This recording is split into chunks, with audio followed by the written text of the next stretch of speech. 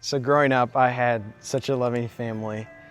They cared for me so well, and yeah, we went to church quite often, and I grew up in a Christian household, so I always felt very loved and cared for by my family, my parents. And I think during middle school and high school, though, I struggled a lot, so much with what people thought of me, and I think so many people fall into that, and I just felt like I could never match up to people's standards or their expectations of me. So I felt really unwanted, uncared for, and ultimately unloved. And those views kind of transferred to how I thought about God.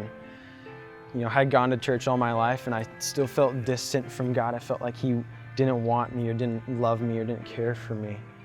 And if people couldn't love me, then how could God? I just kept questioning, if I can't feel Him in my life, why should I believe that He's even there?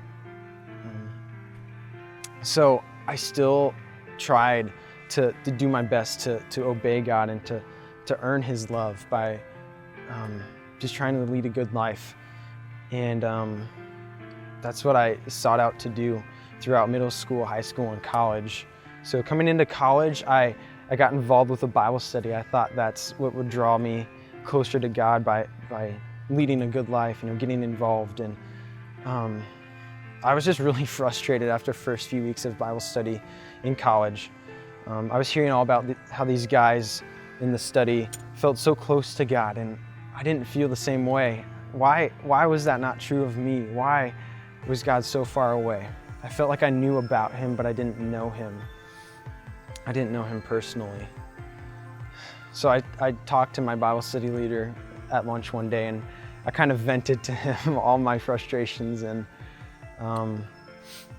yeah, he told me what God did for me, and I think that's when I came to realize my brokenness. I saw that I fell short of God in every single way.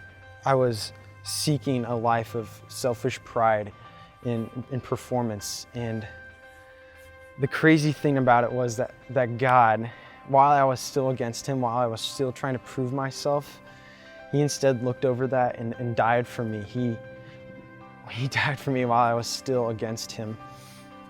And not only that, but He didn't delight in my performance, but He delighted in my broken heart. He wanted so bad for me, a broken guy, to come to know Him and to know Him personally. So He sent His one and only Son, His beloved Son, to die the death that I deserved. He died on a cross for me. He took my place. I never expected any love so great as that.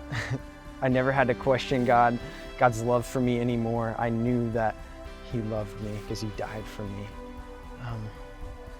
When someone dies for you, your life changes, and I know now that I can't go back anymore. I know that God loves me and that I was made to know Him.